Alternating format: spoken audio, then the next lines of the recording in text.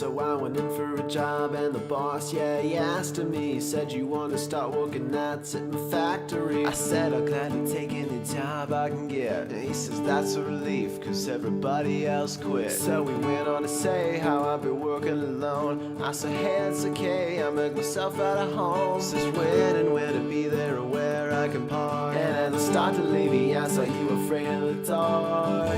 Hello, I'm Spencer Scott Holmes, and welcome to the show. Today, I got super special guest here on the show, Jay Fabares, someone I've always wanted to actually really sit down and talk to. I mean, I know we've talked on the internet and so on like that, but it's, sit down in a podcast and, really talk about comic book creating and art and all that kind of stuff. Jay, why don't you want to give a little hello? Hello. Yeah, it's great to be here. We've talked and I've heard your podcast with Craig tons of times, and yeah, you guys have been big supporters of us from the start, so thank you. Yeah, because I think we discovered The Pale, the book you draw on and create and write and, well, co-write and all that good stuff with good old hubby Sanders there. Yes. But I almost want to say we discovered that literally close to the first, and you might have had maybe the second one coming out at the same time, but I remember that was like, Craig, I think, found it. He's like, dude, you got to check this book out. And he passed it over to me and so on. It was just like, oh my gosh, this is a super step up in quality of all kinds of levels. Like everything about it was amazing. It had good characters. They were funny, witty. There was a little bit of murder mystery going on, sprinkled in with this light bit of sci-fi that always would pop up here and there. And yes. And then to top it off, I'm always kind of keen towards black and white artwork. I mean, I guess that just comes because that's what I do too. But whenever I see your artwork, I hold that as that's almost like what I look to as that's the foundation of in my opinion, some of the best stuff I could ever imagine. Aw, thanks. Yeah, it's funny because I originally wanted it to be in color, and I hired a colorist to do samples, and it didn't really work out. And then I started doing black and white, and it just kind of evolved from there. So how it looks like in the beginning looks different now, and I think I feel like I come into my own with it, and I prefer it in black and white now. I think it stands out, and I think it offers more of a range, in storytelling. Well, yeah, and it's I've kind of learned that too, is that, almost the thing is once you kind of get into the gray tones and all that kind of stuff, I actually kind of believe that that's literally just as much work as coloring something, in a sense. It's Oh, totally. Totally. To make something you have to really balance it, to make sure nothing gets hidden or blocked or looks a little too muddy on the page. So it's hard. It's hard. Yeah, because that's what I've kind of, I used to always kind of make a joke that I said, probably if I would have done Pizza Boys in color, it actually would be almost easier than trying to, figure out which level of tones you need and which kind of, balance of the, the grayscale and so on. And I only just feel in, my recent issues have I finally got that kind of dialed in pretty well the way I really like it. And, I just like good black and white artwork when it comes to comic books. Something about that's always just kind of neat, Especially, I mean, even yours too. You even have a partial noir kind of feel to it. So I feel that also adds to that kind of level. Yeah, and it's funny because I was all over the place with my grays, and now I have a very limited color palette. I have 1, 2, 3, maybe 7 colors that I alternate between.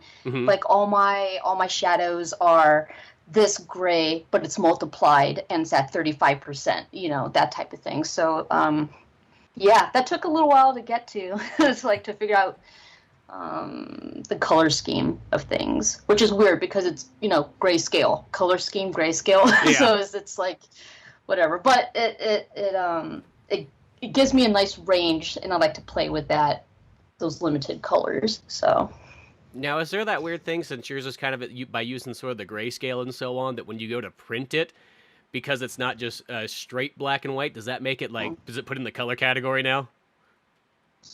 No, it still stays it's black and white. Oh, okay. Which is amazing when you're printing, because it's if we printed an issue and it was in color, it would easily a print one would cost us $3,000 instead of like 1,000. You know what I mean? So it's an advantage of doing things in black and white or grayscale is the cost.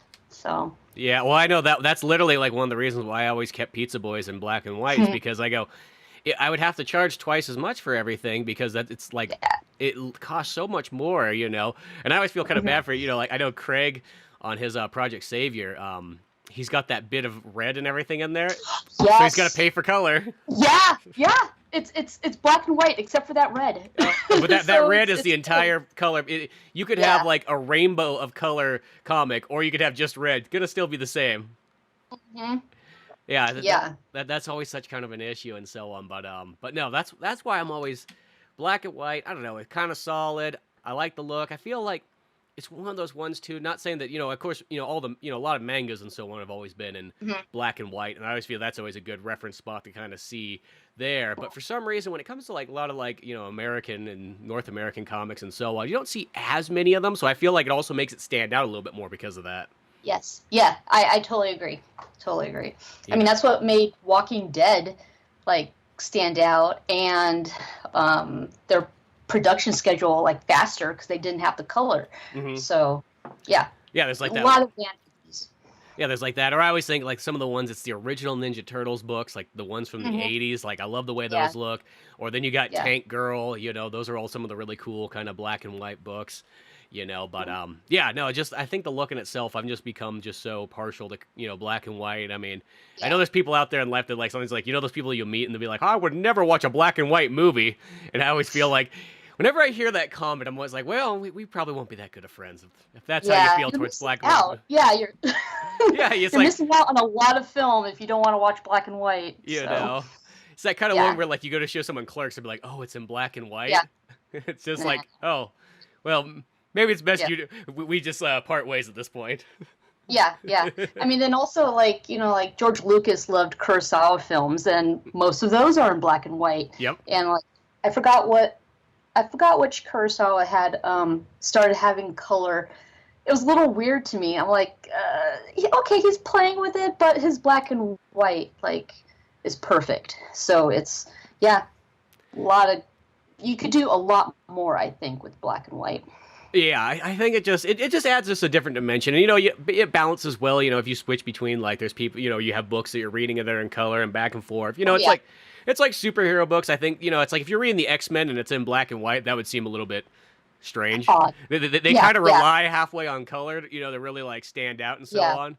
But I guess it all just kind of depends on the storytelling and so on. But oh, totally, like horror, noir, like you said. So. Makes perfect sense. Yeah, exactly. So that always kind of works out well.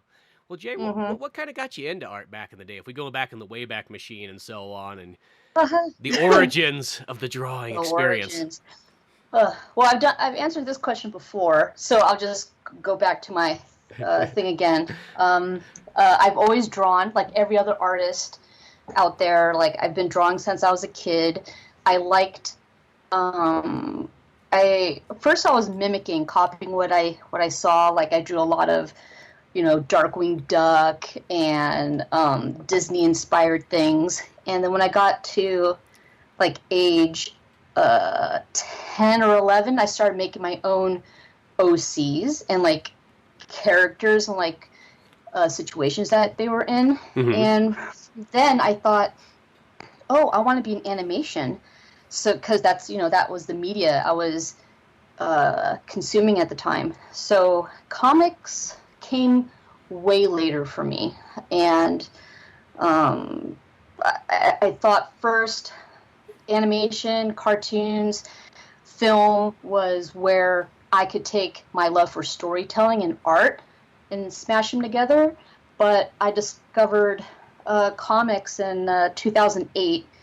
Like my husband was trying to get me into reading his old Valiant comics, and then I don't know. One day we went to a comic book store, and I picked up the Umbrella Academy, and I was kind of hooked from that point on. Like I read comics before, I had a RoboCop comic in the 80s, and maybe The Death of Superman or something, but I didn't really appreciate the storytelling in the medium as much, and now I'm like completely all over it. Like I love comics, so Well, yeah, it is one of those ones. I know, like when you're kind of a kid, like comics. I always kind of say this. It's like it's one of the most expensive mediums you can kind of get into. Like if you compare yeah, it to like movies, video games, like animation, all kinds of other stuff that you can kind of get. A comic at the end of the day is not as cheap as other stuff. It's not like in yeah, cartoons you could just sit there and watch TV all day long and you get your fill on it and so on. Especially back in the mm-hmm. day. Or a video game might seem more expensive, but you get like longer like content out of it. Like so, I always Yeah, feel comics almost kind of comes a little bit later in life once you kind of can, you're able to afford kind of buying into them and yeah, so on like that. Because yeah, that's the thing. yeah, I'm not saying they're expensive, but they're not. Or even you compare a comic book, you can get one singular issue for almost the price you can get like a novel for, and so on. So, yeah, and yeah, I know as a kid, you're trying to stretch your pennies as far as possible because that's how it was too. Like I had those like handful of random comics as a kid. Just those singular issues you got once, like hmm every like 4 months or something like that. So you just had one X-Men, one yeah, Captain America, one Johnny hmm Quest, one Scooby Doo, something like that. yeah. And then kind of about like in high school, that's where I sort of myself kind of got into it and so on. Oh wow. And then what I kind of learned is more the other thing is like at the end of the day, and I feel like you've come to the same conclusion too. It's like you realize that the thing that you're probably into the most was the storytelling aspect, and it almost doesn't really matter what Yes. medium it is, but comic books give you hmm the full range and control of it. Like Yeah, that's what I sort of like about it. Is it's like one of those ones like literally in a sense, one person, two people, or so on can pretty much do yeah, the entire like movie story that they've ever wanted to do. You can add in every yes. special effects. You can have any location, on this planet or far reaches of space, hmm and it hmm technically, in a sense, doesn't cost you. It's not like a movie where you're like, what's the budget going to be like on this now? Or Yeah, animation where you're being like, well, yeah, one person could do this, but that could be a lifetime of drawing. yeah. And also like as far as like the storytelling, it's also like I love movies, so being able to do all the tricks that like with the camera placement of the camera, composition, framing your characters, helps with acting. So like all the things that I like I was in a drama when I was in high school, and uh, I mean, I wasn't really a drama kid. I had to take it as an elective, but like I like being able to capture the character and put them how I would like to see them, like in a movie. And yeah, so like uh, all the tricks that I know and all the things that I like can fit into comics, and that's what I like about it. So, and Yeah. anyone can do it. Anyone can do it. Yep, that's what I always say too, because it's like I myself, like I drew when I was a kid, but not very often, just here and there randomly. Like hmm I didn't really get into drawing till like mid 20s or something like that. And Wow. it was one of those ones I felt like the one thing that could like when my drawings were kind of a little bit more in the primitive stage, I'm like, well, I can back it up because I know where to place the camera and all that kind of stuff from all my years of movie Yeah. making. So it was Yeah. almost like I had all these other things that maybe like, a certain artist who's been drawing for a long time might be really good at drawing. At least I knew kind of where to place everything and the pacing and the hmm storytelling. Like I had all that stuff. I just needed to kind of like hone in the art. hmm Yeah. I think like I could read a comic that has amateur drawing, let's say amateur skills, Hmm. but as long as they have the storytelling element uh, working for it, I can read it. But I can't really do the opposite. Like I know there's that debate that goes on all the time, and like I will forgive the artistic skills if the story and the characters and the flow of the page grabs me. So I Yeah. totally get it. Yeah, well, Mhm. and that's one of those things I love about comics at the same time too, is the fact that it's almost like one of those ones you could have somebody who makes a story. Let's just say, and the storytelling's all there, but like they almost have like stick figures, but it works Mhm. in its kind of way. Or then you get someone who's drawing Jim Lee style, like is up there as possible art, and it both Mhm. kind of works in the same way. Like it's like one's technically not better than the other. It's like that's why I always like Yeah. stuff like Brian Lee O'Malley's kind of like Scott Pilgrim and his books there is Mhm. because that was one of those first books I remember picking up and looking at. Because when you look at a lot of like X-Men and Batman and all that stuff, generally for the most part, unless you get one of those really artistic issues where someone's trying something different, most of the time it's always like that's about like the the pinnacle as those art can kind of get. So you look at a lot of that and go, oh, that's such a far away place. But then when you start seeing some of those other books, and so on, you're like, I just remember seeing Scott Pilgrim for the first time. I'm like, oh, you know what? This is kind of achievable. I think you looked at that. It's not saying anything against it, but like you look at the artwork there, and it's not like looking at like Jim Lee's Hush or something like that, and you're like, who's gonna ever be able to draw like this? I felt like I needed to start when I was 1, and I'm a little too late now. Yeah. It's. I think if you could have something appealing, you'll get an audience. You'll get readers' attention. So you don't have to be super good, but you have to have something appealing about it. And appealing goes to, how it's framed, the expressions, how they're posed, everything. So I think comics are, it is a art form that you learn to read, not just the words. You learn how to visually read it, and you appreciate different artists for different styles for what they do. So, yeah. Yeah. It's all those little details that kind of add up to really make that whole picture and everything about it. And and I think that's what's the cool part. Yeah, and your taste can change, like when I was younger, I remember thinking Spawn was like amazing, and it is, it's drawn well, it's colored, whatever, but it's very different from Preacher, and I love Preacher. So I tried introducing Preacher to a friend. They're like, yeah, but the art's kind of weird. We kind of like Spawn type stuff, and like seeing their artwork, like their stuff is more shiny or whatever like that. So I could see why they gravitate towards something like that, So it's funny. I just love how there's so many different artistic ways to approach comics, and there's something out there for everyone. So, yeah. Well, it's like that weird thing that, like, I've bought, books where you're like, man, I just love it because the story's so good and everything like that. And you almost kind of like, almost even bypass like what the art looks like. And then you just get some books, it's like the art's so weird and radical. Like sometimes some of those weird Frank Miller books, like when you start just going off the rails, that you're like, I just want to see what this is all about now. I have no idea what's going on, but yeah. Yeah, it's funny. Like, I remember really liking League of Extraordinary Gentlemen and From Hell.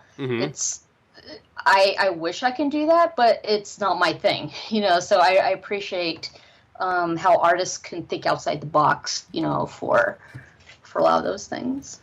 Well, and I think that's sort of kind of how it is. You sort of got to, once you sort of figure out what your kind of groove and niches and everything like that, that's where you can kind of go. And it's not saying that, it's almost like you can write a comedy book, but maybe all your influences come from dramatic movies. You know what I mean? Because that's what it always feels like. I'm like, some of the best comedy ever is in dramas, because I think it's one of those ones, they don't got to put a joke up every like third line. So when they do throw that joke in there, it's like golden, Yeah, it's more impactful. Yeah, exactly. So there is always kind of that stuff too. And as you say that you're really influenced by movies and so on, what are some of your big movies that you're kind of into? Because that's my other real big thing, is I love movies and film history and all that stuff. Okay, so I am horrible at names, and I'm horrible at like remembering like things. Like Sanders, like we watched a movie with vampires the other day, and I was like, I think I've seen this before, and he's like, you have. So some of my favorite movies, I like westerns. I like Ombre, starring Paul Newman. Oh, that's a good one. Yeah, I love that one. And Tombstone, Kurt Russell, Val Kilmer, all that. Always a classic. Do you like the other one that came out around the same time? The Wyatt, Kevin Costner. Yeah, Wyatt Earp. Yeah. It was all right. It was long. Like it took forever. It's like a 3.5+ hour movie. Yeah. I almost want to say my DVD version's like 2 discs long. It's like one of those ones you got to get up halfway through and switch out the disc. And let's see. I grew up loving RoboCop. Like I watched that on like repeat, like constantly. And as I got older, Sanders introduced me to samurai films. So I love Kurosawa. I love Zatoichi. So yeah, those are some of my like favorite directors and films. The Elephant Man, by David Lynch. Yeah, so a lot of black and white. Like I grew up watching The Day That Earth Stood Still, and like I loved it. Like I was captivated by it. So yeah, so a little mix of everything. Like some classic stuff from like the 50s up, and yeah, foreign films. Yeah. Wide range. Yeah. Wide range. I think I will try anything. So. Yeah, that's what I feel like. I mean, I'll generally watch just about any type of movie or so on. As I've kind of got older, I've got dialed into like all the ones I like, probably the most and everything. But yeah, it is one of those ones. There's just so much cool stuff to find. I mean, sometimes I've sat down and I've like realized, I'm like, man, for the last 3 months, I don't think I've watched a single movie that was in English. Everything was subtitled. Yeah. We're watching a lot of Korean like horror films. So horror is something that I'm just getting into. We have Shudder, so we like picking things from there and going through this horror book and like marking off like movies you have to see. Yep. So it's it's fun. Well, see, that's kind of fun because horror was one of those ones like there was like a for the longest time from maybe like age 10 to like 20 plus or so. I remember just like that would be the thing that like me and my buddies would do is you go rent a bunch of horror movies at the video store, and just start going through all the ones like almost like checking off a list just like that too. Like, okay, like these are supposed to be the classics. These are supposed to be this and so on, and I've always just really enjoyed, good horror. And sometimes it's one of those ones, it'll be a while. I'm like, man, I haven't watched a horror movie in a long time. But every single time I throw one on, I remember exactly why I like them. And like, it's like, oh, here we go, and so on. And I don't know why I don't normally watch them as much. I was telling it to my buddy Wes, who I do of another podcast with via VHS. I'm like, we gotta do some horror movies coming up soon because it's just like feels like it's just been too long since I've seen one.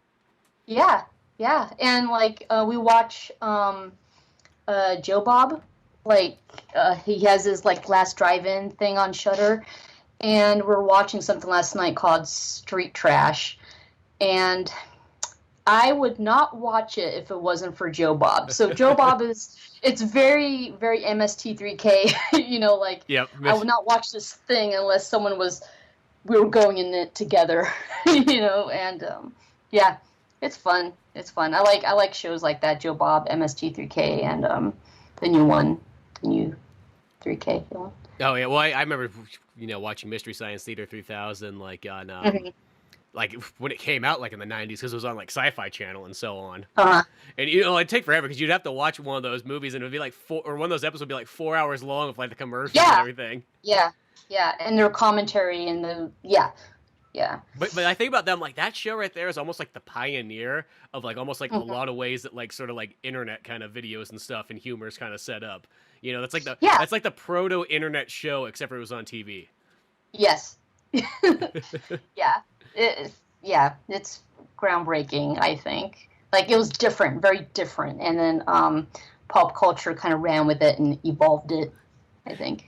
It's funny every once in a while, though, you'll catch one of those episodes and be like, hey, that's a good movie you're watching. What are you guys doing making fun of that? Yeah. We have a box set, and, like, one of our favorites, there's some good MST and some bad ones, but we love watching Mitchell.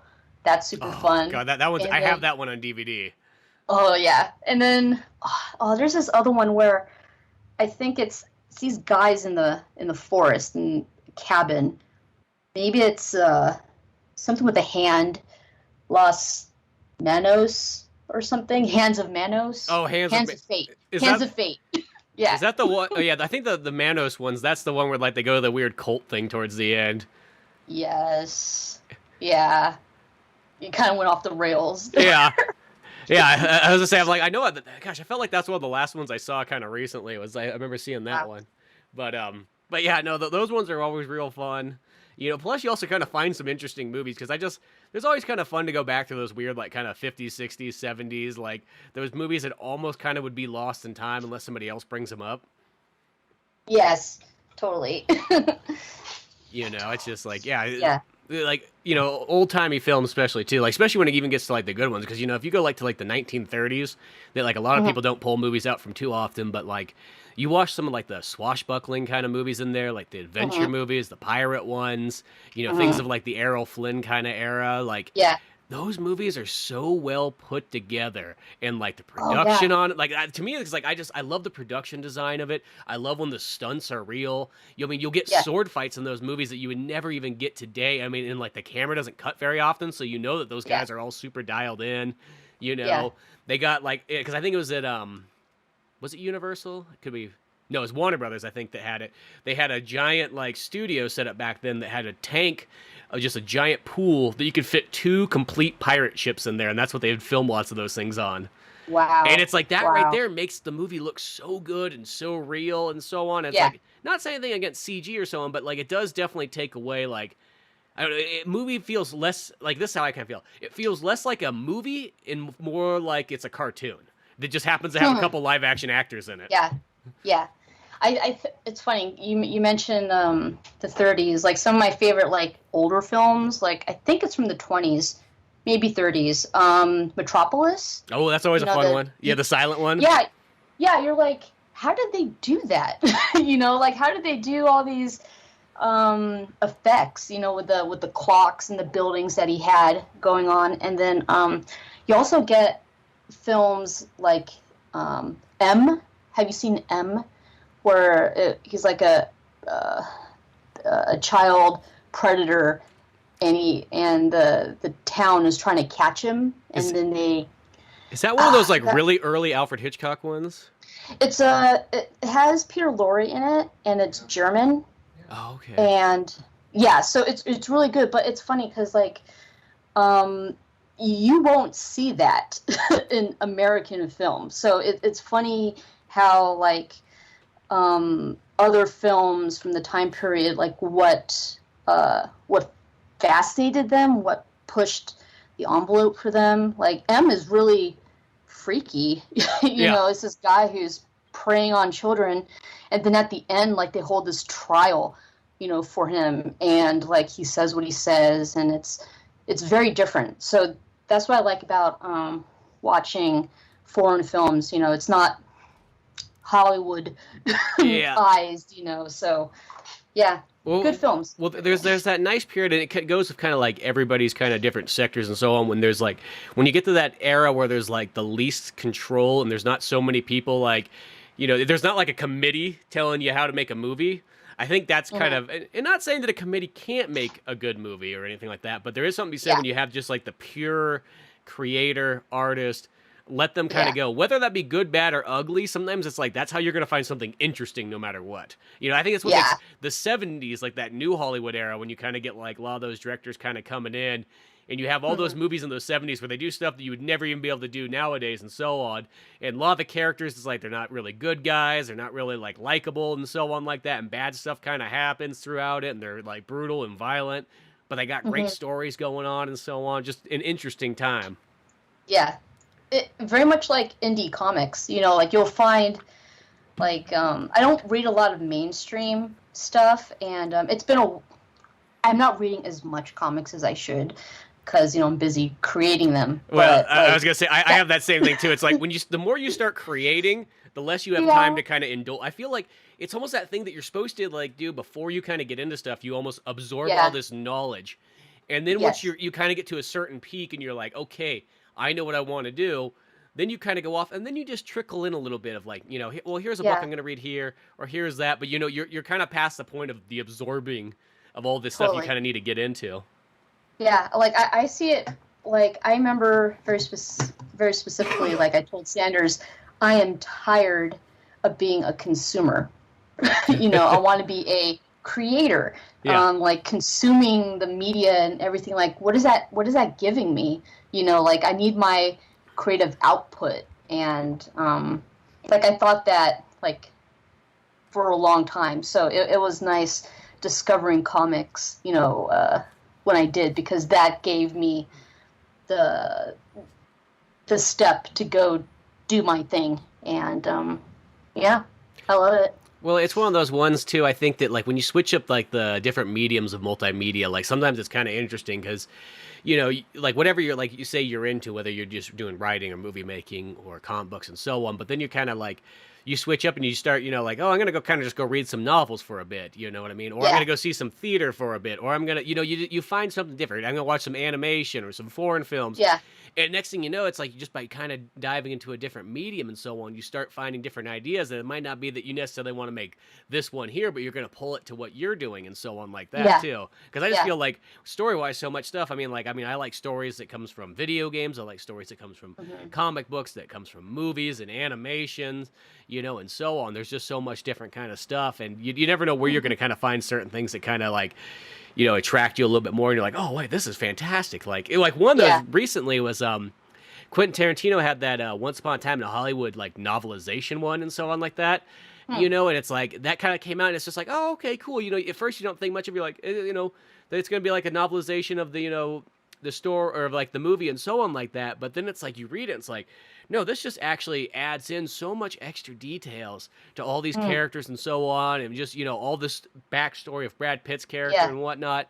And it doesn't really, it goes a little bit through like the movie, but it mostly is almost kind of going around its own path at the same Its own time thing. too. Oh yeah. So yeah, it really I think, like it added a lot to it. And it was just like, and then you're just kind of in that era of like, it's like there's a point where like I say Brad Pitt, it's like Quentin Tarantino's writing it, but Brad Pitt's character, he's talking about how much he's into Akira Kurosawa movies and so on like that, and he's really into all these, but Leonardo DiCaprio can't get into it because it's got the subtitles. He's not going to go to a movie to read it and so on like that. And just, yeah, That's funny.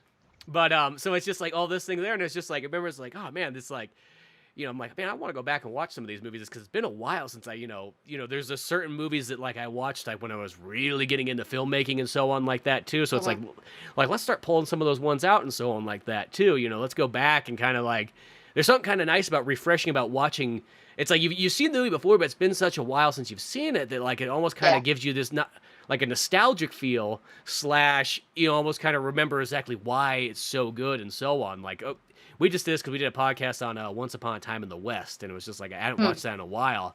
And you go back to that Sergio Leone one, you're like, oh, it's so good the whole way through. Charles Bronson, everybody in there. Yeah, it's funny because I didn't go to film school. I just like my dad liked watching a lot of random things from when he was younger, so that's how I was introduced to like classic stuff. And Sanders, he went to film school, and so he was exposed to a lot of these films. And because we share that love for film, storytelling, all that stuff, I learned a lot of it from him. So I saw a lot of good films because of Sanders. So yeah, my film kind of journey just kind of came from mostly it was like you just kind of go down that rabbit hole. You find one movie or one director you hear something about, and then you check out the rest of their work, and then it keeps like spawning and spreading to other stuff, and you just keep finding more things that you get into and so on, and reading books or so on, and just discovering stuff that way. It's always kind of fun, but there's so much into movies. It helps when you have a buddy. Like when I was like Sanders and I, like we met in a film club. So we had, I was like the only person going. So it's just me and him. So, but like when I was in high school, like I didn't have any art friends, which is weird. But like, so like anything I was really into, like animation, art, I couldn't talk to anybody. So I think once I left, home, like I left when I was 18, like I slowly my circle of people that I would hang out with were more into the things I was into, and it helps to have that. I would not be into comics if Sanders wasn't pushing me into it. And that's something you need somebody to sort of, in a sense, it's to bouncing ideas back and forth, sharing, hey, because it's like it's one of those ones that, if you see a really cool movie and you got nobody to go talk to it about afterwards or something like that, it's kind of a bummer in a sense. You almost feel like you might as well just be sitting alone on like an island by yourself, like Tom, or I almost said Tom Cruise, like Tom Hanks and Castaway. Yeah. Yeah, it's and that's funny because like I think that's why I feel so fortunate to like The Pale is like our first comic, and I'm working on it with my husband. So we have the same like sensibilities, and we hold ourselves to a certain level. So it's nice to be able to bounce ideas and communicate with someone who you trust. You know, so it's fun. Like I like when people can bond over something. Oh no! Oh, sorry. A phone call. There you go. It's off. I don't know them. Yeah, that's okay. That's okay. You know, I mean, if it was really important, you know. But yeah.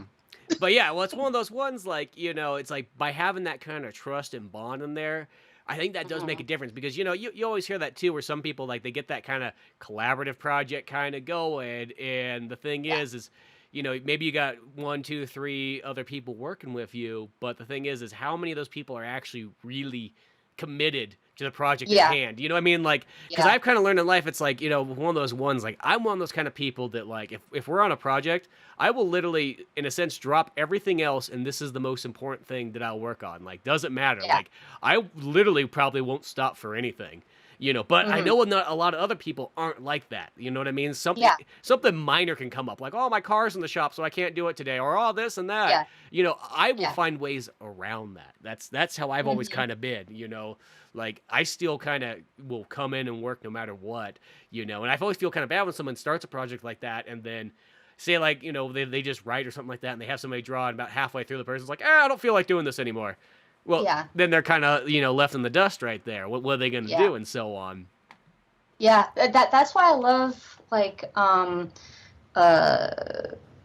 being an artist right now. You know, the internet has really helped connecting communities together, and you find that trust with people who are just as dedicated and willing to provide you feedback that's honest and. Yeah, like I like that. So it's nice to find your little tribes of that and people you respect and like reach out to them, you know, that type of stuff. And yeah, it's nice. Yeah, this is a great time to be an artist. No, I really think so, especially kind of going into like what I call like our robot age coming, you know, any moment now. I think being an artist is almost the most key thing you can be, is to have like. Because that's the human skill that, you know, is still like, you know, I mean, at some point a robot will draw better than all of us, and we'll just have to accept it. But Yes. But till that day, you know, until the day that, you know, because I feel like the robot thing, it goes, we get the robots. At first, it seems like we're in the Jetsons. Next thing you know, it turns into Terminator. Then there's only a few of us left. But then it turns into Transformers, and that becomes like it's okay. Oh, okay. I was thinking iRobot. You know, when like he Will Smith's. Yeah. And he's like, this is what I saw in my dream. And he was able to, like, scribble out this little thing. And, yeah. There's always, like, those robot, like, fear movies. Like, I remember there's a point where it's like, dude, it's like, when is there going to be a movie where just the robots are just cool again? Like, we don't have so much, like, why is there so much fear? It's like, there's a lot of those movies, like, there's, like, some of those 80s ones where there's just random, I love it, there's just random robots in movies in the 80s. Like, it could be a drama, but all of a sudden somebody has a robot at their house, you know? Or I always think, like, Rocky IV, that's always the one, too. It's like, you know, Rocky gets a robot for his son, and, of course, like, Paulie, like, takes it over and then changes it to, like, a woman's voice and everything. He's like, hey, Rock, I'm gonna marry this robot soon. Hey, Paulie, that's supposed to be the, you know, robot dance with my son. And it's like, that. It's just so weird. It's weird because, like, I know Stallone's doing a director's cut of Rocky IV, which makes me really excited. But then he's like, oh, I'm gonna cut out the robot scenes. Like, why are you gonna cut the robot scenes out? Like, that's... Yeah. Oh, okay. That's part of the weird charm, but whatever. I'll take whatever else you do. That's funny. Yeah, it's... I want a robot. I want a robot, like, protector thing. Like, I want that, like, Iron Giant type thing. Like, it's gonna protect you. Or a Terminator 2, you know, T2 thing. So, we can bring that back. Yeah, exactly. Where like, the robot's good and everything like that and so on, you know? Yeah. Just, like, it's there to protect. You know, it's like there's that whole, like, line that Sarah Connor has in Terminator 2, where she's talking about, like, in a sense, Arnold Schwarzenegger as the Terminator, how it's almost the perfect father figure because it will always be there. It will never hit him. Won't hurt him. It will protect him, you know, stay around and all that kind of good stuff like that and so on. It's like, that's what I feel. It's like, You know, I feel like I got good faith in the robot parts there. You Yeah. know what I mean? I had like the idea they have Yeah. fear of the robot I think is wrong because I think I think Bumblebee, the recent Bumblebee movie, did a great job with like, this new alien thing, but it's a robot. It's protecting me. I'm protecting it. Yeah. yeah, Let's bring it back. yeah, exactly. Yeah. It's weird how those always stories go through phases where there's just that period where it's just like a bunch of robot hate, like you know, and then all of a sudden it comes back around and what have you, and so on.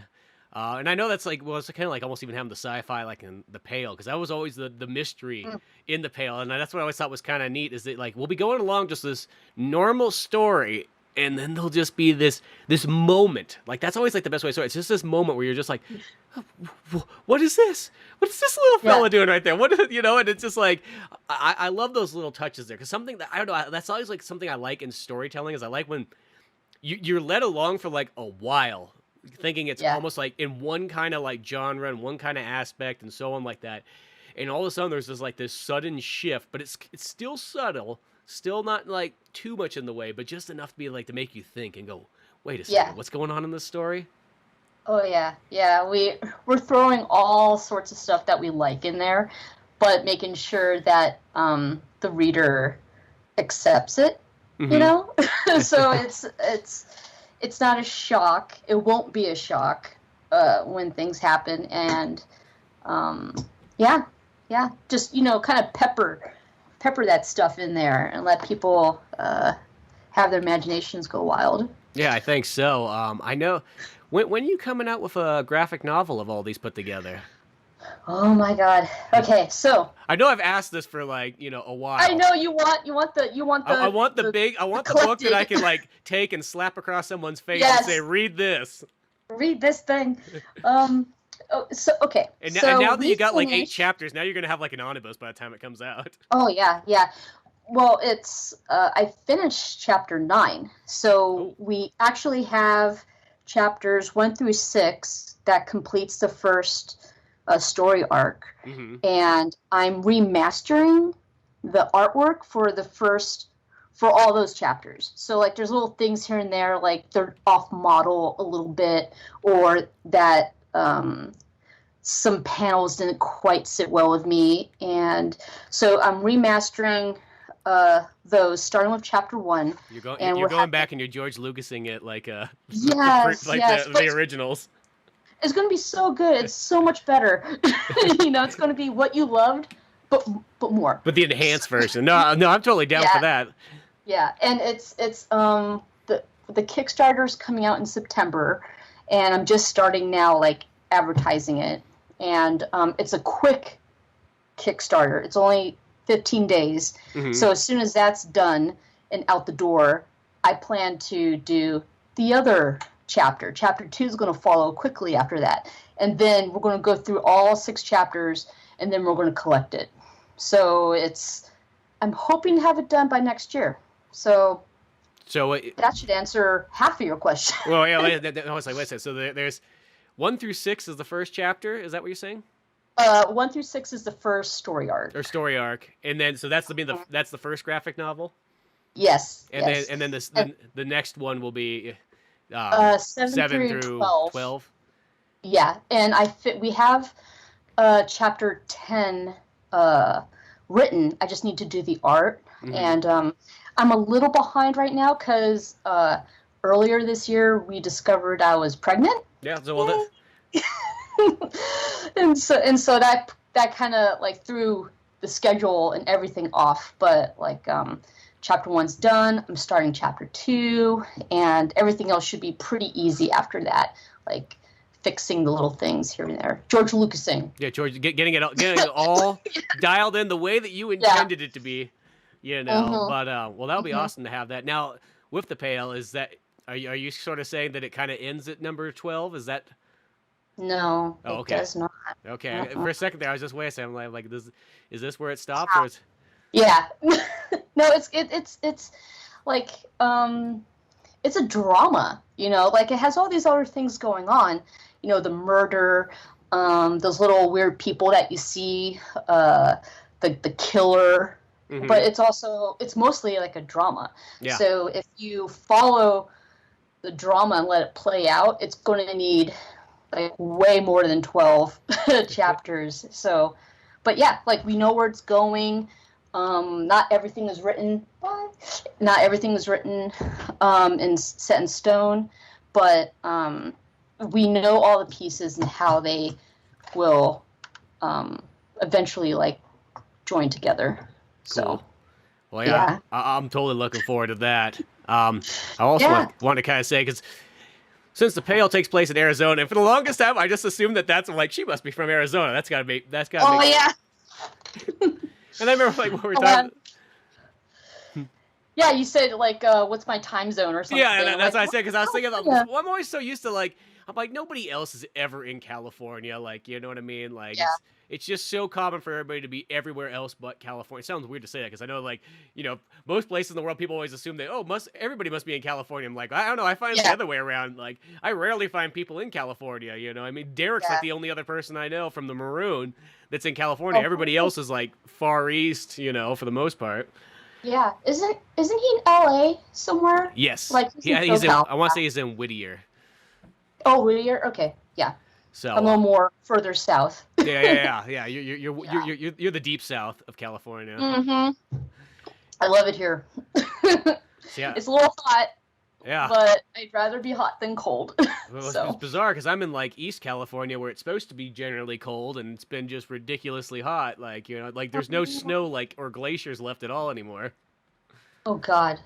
So yeah. It's just so it's almost like, oh, I can't go play in the snow in August. Like, why?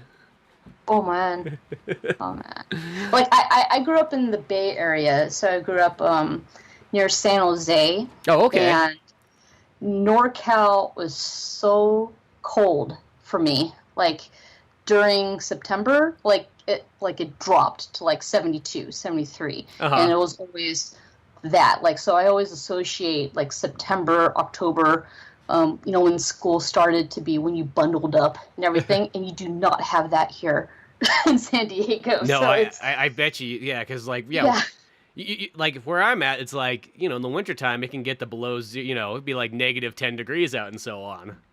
It's that part of California people forget about. Yeah, it's funny because like we have like nice, awesome weather till like November. You know, like it doesn't really get cold, so it's perfect for me. Perfect. Yeah, that works out. But I do wonder, like, when you choose a place like in the Pale for it to be like Arizona and so on, like, what was the exact decision, like, why you want to make your story be in, you know, that part of Arizona? Arizona. Yeah. Yeah. Well, I was working on a other comic, and that comic dealt with a lot of mythology that was common throughout the world, and but I couldn't make it work. Like, I was working on it by myself for like 2-3 years, like beating my head around this thing. I get tons of inspirational books, you know, like I was doing the research. And then when I thought of the Pale, like I thought of Think first. And that idea came to me when I was watching Hannibal. And there's this episode where Hannibal meets this person who's face blind, and like the moment I saw that image and that idea, like I heard of face blindness, but like all of a sudden this idea just poured into me. Like I just discovered Twin Peaks. Sanders was playing Deadly Premonition. Hannibal came out, so I was all about FBI stuff. You know, it's kind of like the X-Files. I grew up on the X-Files. So always good. Yes, and so when I saw that, like I thought of this guy named Fink. Like I had his name, Franklin Ink, and he was in a sea of faces, smiley faces, and it was in the desert. Like it just like bam, in a flash, it came to me. And then after researching and doing a little bit more stuff, the desert in Arizona in particular had the right location to play with those stereotypes, like FBI versus small town cop, the sheriff, tiny town in the middle of nowhere, the isolation, and there's not a lot of mysteries in the desert, so I think that's another thing that drew me to it, and it was kind of like this whole thing, like little things here and there influence you, and suddenly you get this idea that clicks, and that's what the Pale is, like for us. Like everything clicked, and then all of it just kind of from there you get that one little moment and it expands and next thing you know, like, oh, I got my whole town, I got my whole universe set up, and so on like that. It all came together. Well, I also like having having the Native American reservation on there and so on like that too, because it's just like I just don't see so many stories that have too much Native American stuff in there, because a lot of times I always say that thing when it comes to like the movies and so on, like why is there, like, you very rarely see a Native American movie that's not like a Western. You know what I mean? Yeah. Like, they're always Westerns, you know what I mean? Like, it's like one of those ones, like, I've always wanted to be, like, can't we see, like, I always want to see, I mean, this has nothing to do with your story necessarily, but I've always want to see, like, what if a Native American story, like, can't we see one that was, like, 2,000 years ago or something like that? Why don't we ever see any of those ancient ones?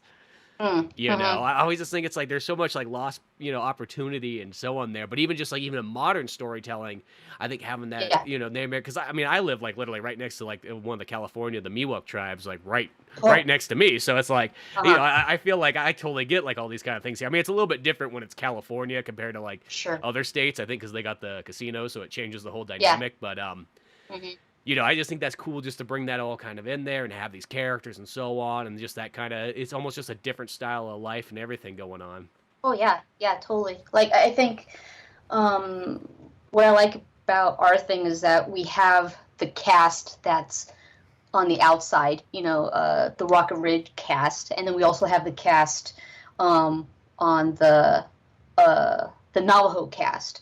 So, and they play just as much of an important role as the other side. So like we try to give as much screen time, I guess, for them and it's I think balanced. Like I like seeing it, but we also try to make sure to not play into stereotypes and also just kind of show what like life is like. Like a lot of people, like some communities don't have running water, good internet access, that type of stuff. So they are kind of they don't have a lot of access to the resources outside of the reservation. So we do try to bring that in, but we don't want to focus on it. Yeah. And so yeah, like it's what do they call it? We don't want to do like what is it? White hero. Oh, white knighting. In. Yeah, stuff like that, or poverty porn or something like that. We don't want to do that. Like there's successes. There's stories where people have it worse off, but it's really just the people. Like we're focusing on the people and how they go about things. So it's not focusing on it's almost not focusing on those issues in a sense. It's just like this is just the world. This is just kind of how things are. That's almost kind of background information to the main story at hand. Yeah. And like we watch shows like Longmire, and Longmire has a Native American cast, and the issues that happen there, like things that deal with the law and like crossing over the boundaries and everything like that, like that it makes sense because it's real that stuff happens and those issues happen, but it's not a focus for our book. So like they do that for the story element for Longmire to trigger something, but that's not what ours is about. It's more about like the human experience and what they have to deal with. So yeah, and just the mysteries of like the case at hand and all that kind of stuff. And of course you got to have the little fun dog. Yes. And you've read chapter 6, right? When the dog got his name. Yes, I did. Yeah. I think I have them all the way up as far as you can go to, I think, the 7, because I think that's the last one you can buy. Oh yeah, yeah. You know, Yeah. I know that because the way that you sort of do it is like you have the, in a sense, on your website, thepale.com, or thepalecomic.com. Don't go, if you go to thepale.com, it goes to a band. Yeah, I know. Damn them. Yeah. So, I remember looking that up one time. The first time I was like, oh, that's not it. I'm like, oh, a Pale Comic. Okay, makes sense. Well, it's like if you type in pizzaboys.com, you go to like a pizza restaurant. So, yeah. so we got to have that comic after there. But Yeah. I know that you've kind of always done it. Sort of, you got the web comic thing where you got pages up, and did you generally put pages up like once a week or something like that? Oh no. Like, I scheduled, like, right now we're posting chapter 8. Mm-hmm. Yeah, chapter 8. And that's always scheduled out to November. It's going to take us to then. And when chapter 9, we still have to go over edits over chapter 9. But once that is done, like, I take one day to schedule it everywhere, and that's it. Like, I don't want to think about it, So I only post when I'm done. Okay, so every you chapter, totally complete the issue, and then you start. Well, that makes more sense. So just in case you got halfway through and you're like, I need to go back and change this one little thing first. Yeah, and also, like, we offer up the issue on our website. So if you wanted to buy it right then and there, you can, or you can wait for it for free and let it play out for 30, 40 weeks, however long it takes. So that's kind of a good way to kind of go, because no matter what, you'll get that readership. No matter there's going to be those people out there. That, there's always those people out there that they might love your stuff, but they'll never pay a single nickel. But at least I guess they might tell other people about it. So at least hopefully it'll just be an advertisement. And then there's like myself, I'm one of those people. I'm like, I want the whole thing right now. Where's it at? Where can I throw money at? You people, like waiting. It was like nowadays too. It's like I know it's because like there's so many things. It's like I never see commercials ever anymore, because it's like if I have the opportunity to like get rid of commercials, it's like YouTube, no commercials. Like I want like all my like Hulu, no commercials. Like every single thing I have has no commercials. But the weird thing is the second you stop seeing commercials, you literally have no idea what's coming out. That's true. It is kind of bizarre, but like, and that's how I always sort of feel. Is like I just always want things just like, hey, if I can just get it, just the full package, give me like the DVD, give me whatever I need, boom, boom, boom. But then I will say there is something about from like the olden days of like when you did kind of, because almost like what I guess if you looked at yours, like you're kind of doing it like week by week, and you're reading each page kind of as they came out, or however you kind of do it, and so on. It gives it like that almost like the old-fashioned TV show thing before, like you would almost binge watch something, because the downfall of the binge watching something is that you watch all these things at once, but then you almost can barely remember all these things. But like when you'd watch a TV show like back in the day, like since you mentioned X-Files, and you'd watch a new episode once a week, those episodes stood out a lot more because you thought about it for like 7 days. Yes. So yes. I could almost see that like if you did read it by as those pages came out, you would almost even absorb it even better. Well, because I'll say it's almost like sometimes you can absorb almost a singular issue better than you can absorb a graphic novel even. Yeah, and it's funny because we do post as a web comic, we get a lot of people. When something big happens on a particular page, then they talk about it. Like they comment, they have their theories, they're interacting with each other, they're excited, they're shocked, So like, web comics are like your weekly TV show. Little bite-sized chunks, and there's an art to it. You got to have each page is important, beginning, middle, end. You got to bookend it.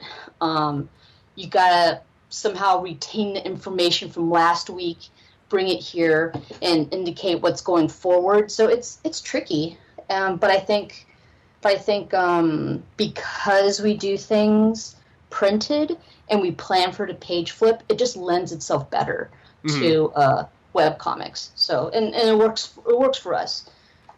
Well, because that's the nice thing is the way yours is designed is it can work both ways. It's a web comic, but it's Yeah. easily transferred over to print. Because sometimes there's some of those web comics where like you see people they make them and go like you look and go like you probably haven't thought about this yet, but how are you going to print this? Because it's in a funny size now, or it's like now or I remember that there was this one random moment where Marvel tried just like an experimental comic with like X-Men, and it was this series called X-Men 92. So it's supposed to kind of have a feel like the cartoon show, but they had this like comic that like it came like the best way to sort of say it is it like would come in like layers as like you scrolled through it. So like at first you would see a scene, it's like, oh hey, here's a Wolverine. Oh, and then Jubilee walks in, so then Jubilee would like fade in, but it would still be the same panel, if that makes any sense. And then it would add like is that kind of like a motion comic? Is that what a motion comic is? No, but it wasn't because a motion comic's a little bit different, where it's almost like you see the panels and there's voiceovers on them, and then there's slight movement here and there, or there's zoom in, zoom out. It's like those motion comics. I remember they're all the rage for like maybe 5 years, if that even. But they're always so weird. I just felt like it just seemed like what, you can't read a book? Like, I mean, how lazy you can get? You know what I mean? Like, geez. But no, this was like, because you still read it and everything like that. But it was just something like someone like was trying a new idea, but it was kind of bizarre, but kind of interesting. I mean, I think because the way you read them is, I think I just read them on Comixology, so I have them just on there. But like, yeah, it was weird because it was like a panel, but then it added layers as it went on, and then it went to the next page, and then like it added layers as it went on. It just did them with like fades, but like it was it was strange. So this was Marvel? Like, when did they do this? This probably 6 years ago, maybe, give or take. Oh, wow.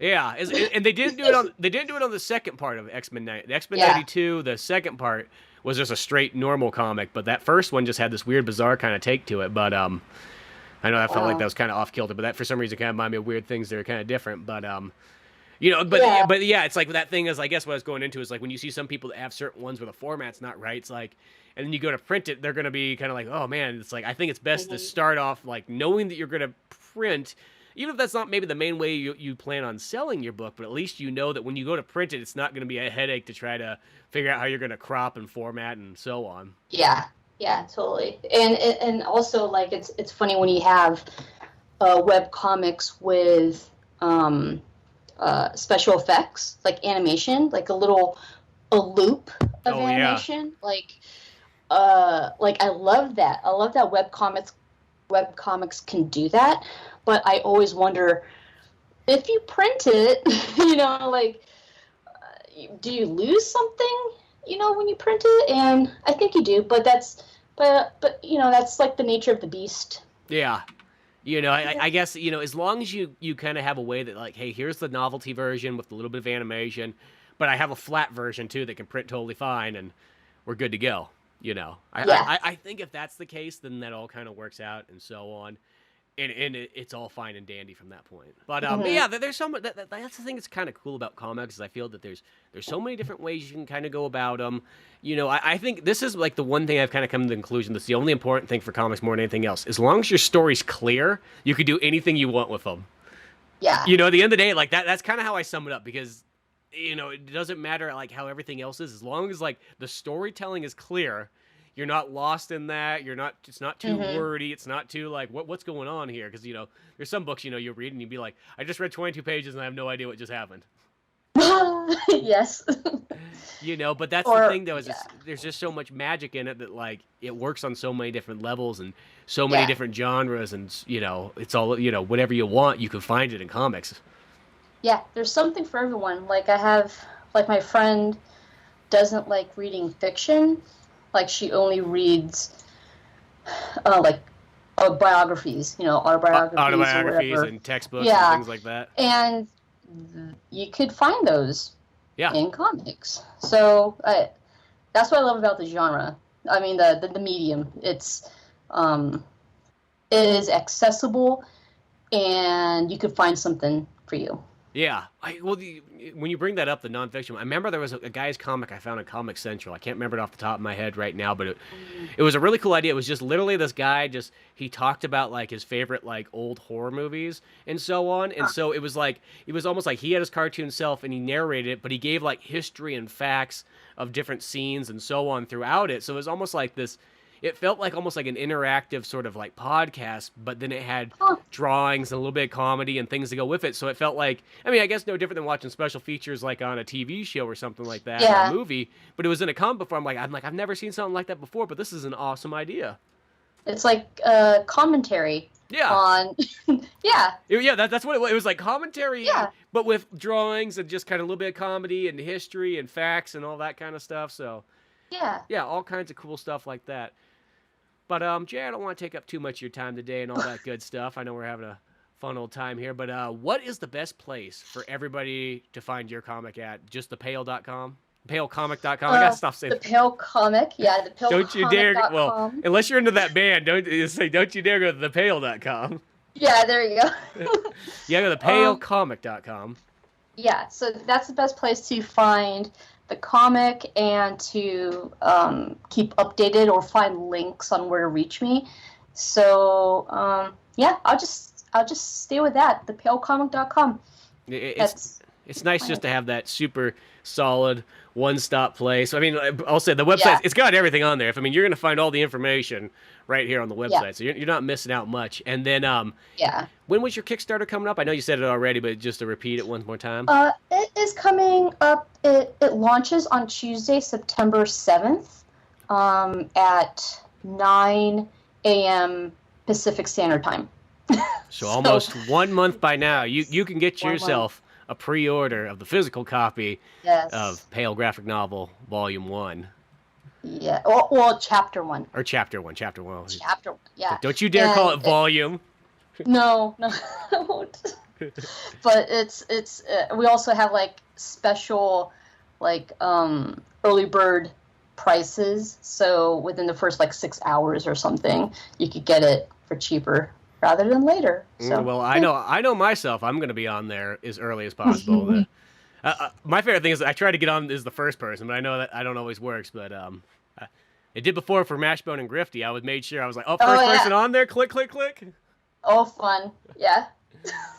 But no, I look forward to having that book in physical form. That's one of those ones that for last, I don't know, 4 or 5 years, whatever it's been. Like, I've looked really forward to being like, this will be a nice, pristine one to have sitting on the old bookshelf and so on like that. But yeah, The Pale, it's a book you gotta check out. You gotta read. I will say, like, it doesn't matter what multimedia medium you're going into. The Pale is like one of the high bar stories you could possibly read, and not only comics, not only video games, movies, TV show, novels, any of the works. That's how much I like that story. It's so fun. It's so cool. The characters are great. It keeps you on edge.